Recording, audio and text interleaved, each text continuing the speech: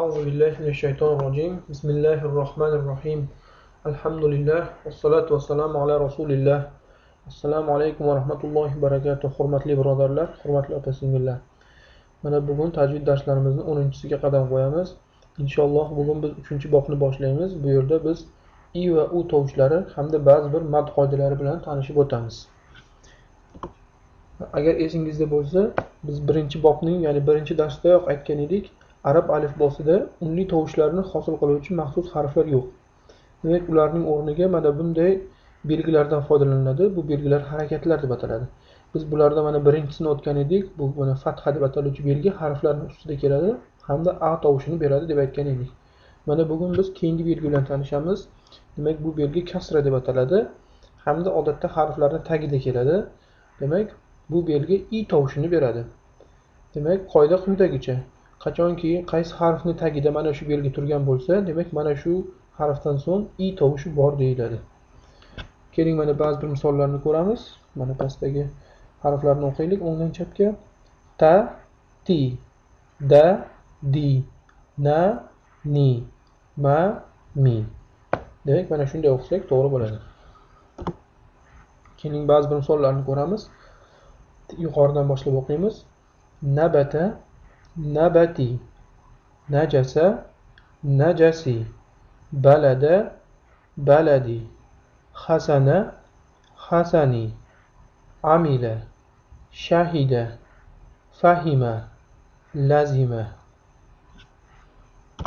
Mana bugun biz yangi qoida bilan tanishamiz. U ham bo'lsa mana i tovushini 2 harakat miqdorida cho'zish. Demak, biz avvalgi darsimizda o'tgan edik. A tovushining 2 harakat miqdorida cho'zishni o'rgangan edik. Ana shu yerda biz eslatib o'tgan edik. 2 harakat deganda mana kaftimizni ochamiz va ketma-ket ikkita barmog'imizni bukamiz. Mana shu ikkita barmoqni bukishga ketgan vaqt ikkita harakat deb ataladi.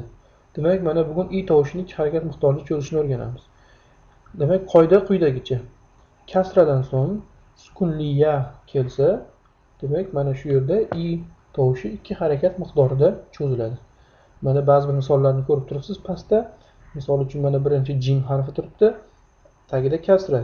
Demak, bu holatda bu ji deb o'qiladi bir harakat bilan. Lekin mana jim harfi tagida kasra, keyin sukunli ya kelgan. Mana shunday holatda ji deb cho'zib o'qiladi. Keling, mana o'ngdan chapga mana shu misollarni o'qiymiz.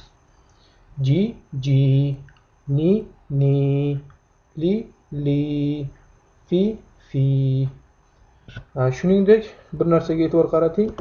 Ba'zi bir kitoblarda, ya'ni ba'zi bir mushaflarda mana bu yuqoridagi belgi, ya'ni sukun deb atalgan bu belgi ba'zida mana shu belgi bo'lmasligi ham mumkin. Demak, mana bunday holatda ham kelishi mumkin, ya'ni sukunsiz. Bu yerda ham sukun bor deb tasavvur qilinadi va xuddi shunday cho'zib o'qilaveriladi. Keling, ba'zi bir misollarni ko'ramiz. Bashiro, naziri, kabiri, sog'iro. Demak, mana shunday o'qiymiz. Shuningdek, i tovushining 2 harakat miqdorida cho'zish uchun maxsus belgi ham bor. Demak, mana bu belgini siz hozir ko'rib turibsiz. Demak, mana shu belgini ko'rganingizda ham bu odatda harfning tagida keladi. 2 harakat miqdorida i ni cho'zib o'qiysiz. Shuningdek, bu yerda bir narsaga e'tibor bering. Mana shu belgi kelgan bo'lsa, bu belgidan so'ng mana ya harfi ham turibdi, lekin bu ya harfi bu yerda o'qilmaydi. Demak, hozir o'ngdan chapga o'qiymiz. Asoni, maqomi, bibani, fi jidiha. Shuningdek, ha harfi uchun maxsus qoida bor. Demak, ha harfining tagida mana shu belgi kelganda hadan so'ng ya harfi yozilmaydi. Mana hozir ko'rib turibsiz, ya'ni ya harfisiz keladi. Mana bunga ham ba'zi bir misollarni ko'ramiz. Va bihi ibadihi va jasadihi bibalighihi. Demak, mana shunday o'qisak to'g'ri bo'ladi inshaalloh. Mana bugun o'tadigan qoidalarimizdan, aniq harflarimizdan yana biri, demak bu maxsus harf ta marbuta deb ataluvchi harf. Demak, agar bu harfning yozilishiga e'tibor bersangiz, yozilishi jihatdan ha harfiga o'xshaydi, lekin xuddi t, ya'ni ta harfi kabi ustida ikkita nuqtasi bor.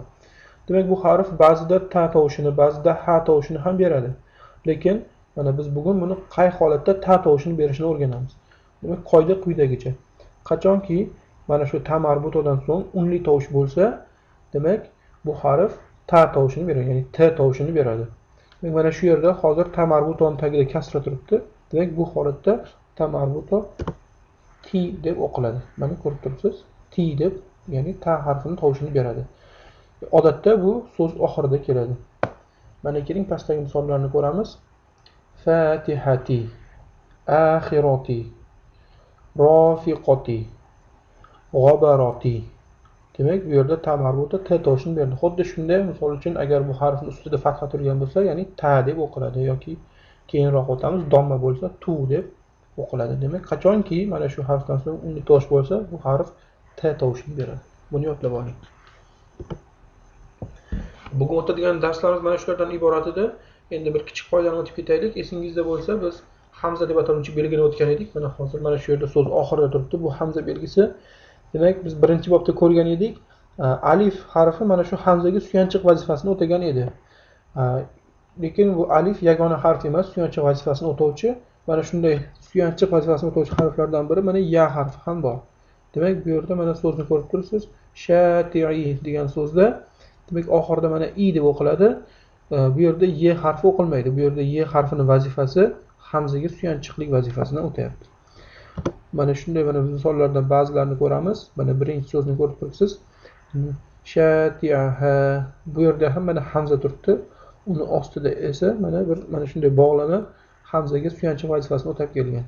Demak, agar shu joyini ko'rib qolsangiz, bu yerda a tovushi bor. Demak, shati'aha, fashati'i, xoti'ina. Demak, mana shunday o'qisak to'g'ri bo'ladi.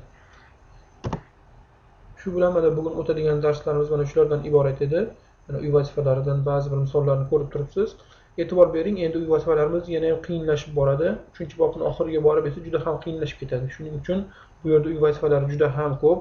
Bularni barchasini qayta takrorlashni tavsiya qilamiz. Ya'ni oxiriga borib qiynalib qolmaslik uchun. Mana ba'zi bir misollarni ko'rib turibsiz o'z ekraningizda. Mana agar e'tibor bersangiz, mana pastdagi so'zlarga qarang. Endi avvalida 3 ta harfli so'zlarni o'qigan bo'lsak, endi 4 ta, 5 ta, 6 ta harflarga ham o'tamiz. Ularning bog'lamasini ham ko'rib turibsiz mana. Keling, mana shu sahifani birgalikda o'qaylik. Mana bu uy vazifalaridan biri. O'ngdan chapga yuqoridan boshlab o'qiymiz. Kazalika samawati bi alihatina fabatila hamilati radiyalaha asifata fashati bidonini la hayata waj'alani bilisanina ibadihi wa taghina fahijaba hafizina hamidata wa asila ahaditha wa ilahi biyaminika li abihi sohibatihi va akhirihi. Demak, mana shunday o'qiymiz. Shu yerda biz bugungi darsimizga yakun yasaymiz. Subhanakallohumma va bihamdika ashhadu an la ilaha illa anta astaghfiruka va atubu ilayk. Assalomu alaykum va rahmatullohi va barakatuh.